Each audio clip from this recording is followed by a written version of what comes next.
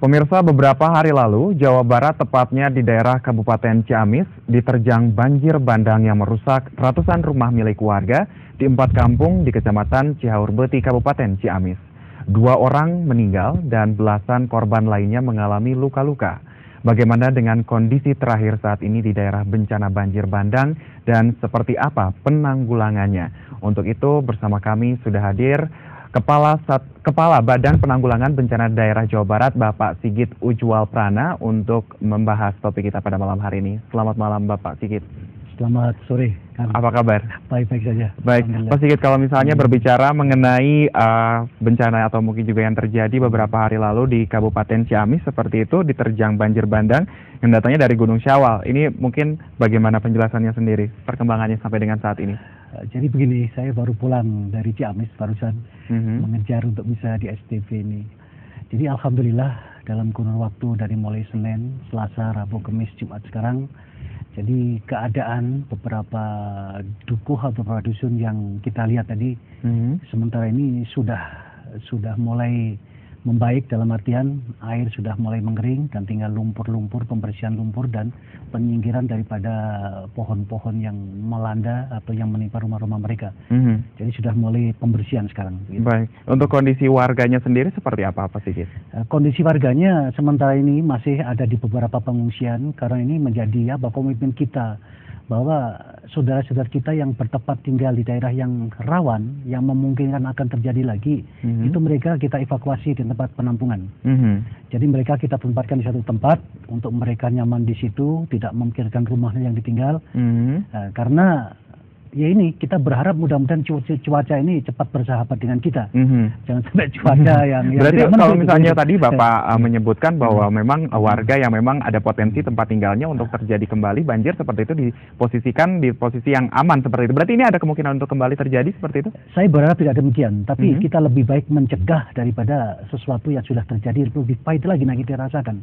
Jadi sementara ini masyarakat ya beberapa hari inilah sambil melihat suasana cuaca yang bersahabat, mereka kita tempatkan pada suatu tempat yang tadi itu, tempat pengungsian yang ada. Untuk lokasi dari titik pengungsian dengan lokasi kejadian sendiri seberapa jauh, Pak Sigit? Ada yang dekat, ada yang jauh, karena melihat lokasi yang hampir aman untuk warga di situ. Dan berapa banyak jumlah kerusakan yang diakibatkan oleh banjir ini? Sementara ini rumah itu yang rusak berat lebih dari 200 rumah ya. Terus pengungsi semakin hari semakin berangsur berkurang. Dan sekarang tinggal 1.100, 1.050 lah untuk pengungsi seluruhnya di Desa Padamulya itu.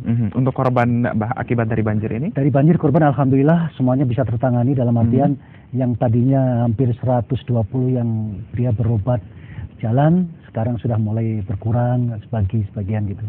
Dan berbicara mengenai tadi sempat mengenai evakuasi dari warga sendiri, ini untuk tindak lanjutnya sendiri seperti apa? Jadi kita lihat apa kondisi terakhir nanti pergerakan tanah yang ada di atas itu. Kalau memang memungkinkan sudah tidak terjadi apa-apa dan dimungkinkan aman oleh teman-teman kita dari BMKG nanti yang melihat di sana secara teknis gitu, masyarakat nanti akan boleh pulang ke rumahnya masing-masing. Karena sekarang pada posisi keadaan dalam tanggap darurat. Sekarang jadi 14 hari ke depan, berarti sekarang sudah Jumat, sudah ada 5 hari, berarti tinggal 11 atau 10 hari lagi tanggap darurat selesai, berarti kita akan mulai masuk kepada area yang namanya rehab dan rekon. Baik, kalau misalnya berbicara mengenai kerusakan yang diakibatkan oleh banjir bandang sendiri, untuk proses recovery-nya sendiri, untuk misalnya tempat tinggal warga seperti itu bagaimana? Nanti sekarang sedang kita hitung semua kerugian dan kerusakannya. Nanti setelah tanggap darurat ini kita akan masuk pada tahapan yang tadi pemulihan, yaitu rehabilitasi dan rekonstruksi tadi. Gitu. Untuk fasilitas umum seperti mungkin juga gedung pemerintahan ini bagaimana? Jadi sementara ini gedung pemerintahan yang kita lihat yang rusak kecil, kemungkinan kecil sekali. Yang ada itu madrasah, terus masjid, terus sekolah-sekolah itu yang ada. Itu yang akan kita utamakan untuk bergerak itu. Jadi sekarang kita sedang bersih-bersih yang namanya sekolah, musola, masjid dan sebagainya untuk bisa dipakai lagi untuk rekan atau anak-anak kita yang melaksanakan pelajaran itu. Baik, Pak Sigit, kalau misalnya menjadi saat ini kondisinya bahwa warga memang saat ini sedang diungsikan seperti itu dari lokasi terjadinya banjir. Kemudian apa yang menjadi pusat perhatian atau yang menjadi prioritas untuk akhirnya ditanggulangi atau ditangani terlebih dahulu? Jadi jelas dalam tanggap darurat kita harus mengamankan jiwa mereka. Artinya apa? Jiwa mereka harus sehat. Artinya apa? Logistik harus terjamin. Kesehatan harus ada. Terus penyediaan air bersih harus sudah tidak boleh berkurang sama sekali. Saat ini kondisinya seperti apa? Kondisinya yang namanya tanggap darurat, kita mengusahakan seoptimal mungkin untuk bisa memenuhi yang tadi itu. Kesehatan, logistik. Logistik yang ada pada saat ini untuk korban sendiri? Logistik yang pada saat ini sementara saya jamin dalam keadaan tanggap darurat 11 hari ke depan logistik tidak ada masalah. Tidak ada masalah. Untuk kondisi akhir memang tidak ada masalah seperti itu. Untuk betul. 11 hari ke depan seperti itu. 11 hari ke depan. Baik. Dan Pak Sigit, kabarnya ada atau mungkin juga beberapa atau banyak warga yang merasa trauma dengan adanya bencana banjir bandang ini, bagaimana? Betul. Jadi sekarang sudah ada teman-teman dari universitas, baik dari Ciamis, dari Tasik, dari Bandung pun sudah ada. Ya, kebanyakan mereka yang jurusan psikologi, Pak. Baik. Ya, jadi mereka mempraktekkan ilmunya di sana ya untuk menangani trauma teman-teman kita atau adik-adik kita, terutama anak-anak kita yang bersekolah ini yang. Jadi mereka kita kuatkan mentalnya. Jadi kita beri pelatihan-pelatihan. Ini berarti praktis kegiatan daripada warga di Ciamis sendiri terhenti seperti itu? Tidak terhenti. Mereka yang berdagang tetap berdagang mereka, ya kan? Cuman sawah lahan yang sementara ini tidak bisa tertanami karena hancur. Sawah itu teruruk oleh lumpur dan teruruk oleh batu. Baik. Nah itu. Jadi yang berdagang mereka tetap berdagang, tapi yang bertani sementara memang tidak bisa dikerjakan. Gitu. Bagaimana kalau tadi kita berbicara mengenai logistik, kemudian bagaimana dengan air bersih keperluannya? Nah, air bersih ini kan satu-satunya sumber yang di Desa Padamulya itu hancur. Jadi kita harus mencari air bersih, air pam itu dari Ciamis, dan kita siapin nanti mobil pengolah air bersih itu dari Bandung nanti. Ya. Akan kita datangkan beberapa mobil unit pengolah air bersih yang bisa mengolah air apapun keluar menjadi air bersih.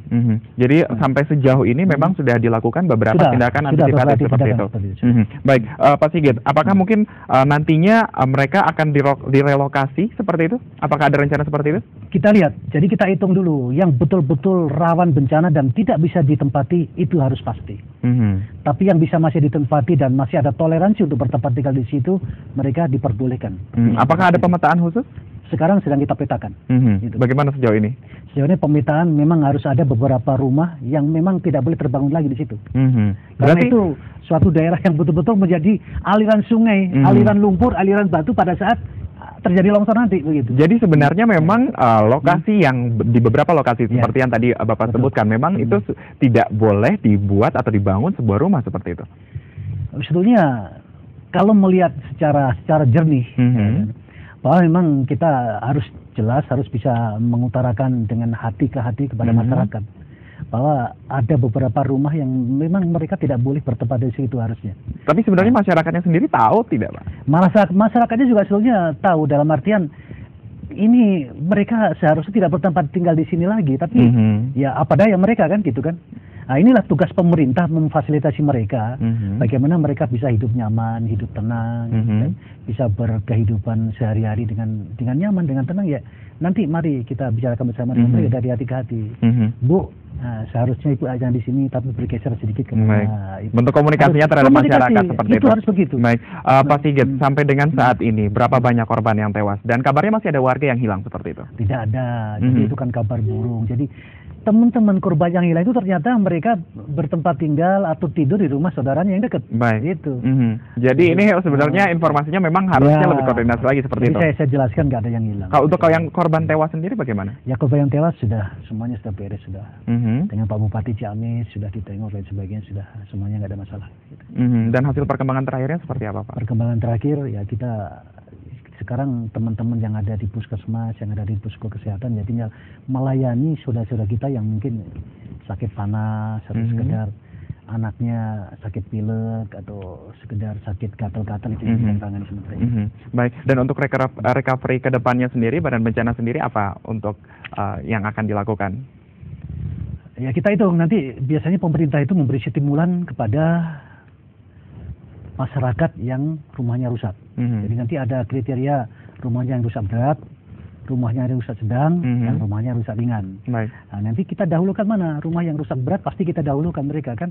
Kalau rusak berat itu loss, hilang sama sekali, mereka tidak ada tempat tinggal. Ini yang menjadi pemikiran kita nanti. Jadi teman-teman dari Kabupaten Ciamis sebaiknya bagaimana kita melaksanakan itu dan cepat gitu. Baik, Pak Sigit, sayang sekali waktu itu sangat terbatas. Yang kita harapkan memang proses recovery atau pemulihan dari bencana ini bisa segera ditanggapi seperti itu, ditangani. Jadi semua dari rangkaian bencana itu memang tahap pemulihan inilah yang menjadi prioritas kita, dalam artian bagaimanapun mereka harus secepatnya pulih daripada kesengsaraan tadi. Pak Sigit, terakhir, biasanya berapa lama waktu yang dibutuhkan? Kalau pemulihan tidak ada batas waktunya, ada yang bisa 1 bulan, ada yang 3 bulan, bahkan ada 1 tahun. Itu pemulihan korban gempa 2 September 2009. Itu masih menyisakan beberapa rumah yang belum terbangun oleh kita. Jadi tidak bisa ditentukan seperti itu, karena ini tergantung seperti itu. Tergantung situasi di lapangan dan tergantung kondisi di lapangan. Baik, baik Pak Sigit, sekali lagi terima kasih untuk kehadirannya. Selamat malam. Terima kasih, sukses SPP. Baik. Dan pemirsa, demikian dialog kami malam hari ini. Saksikan liputan khusus lainnya setelah komersial break berikut ini.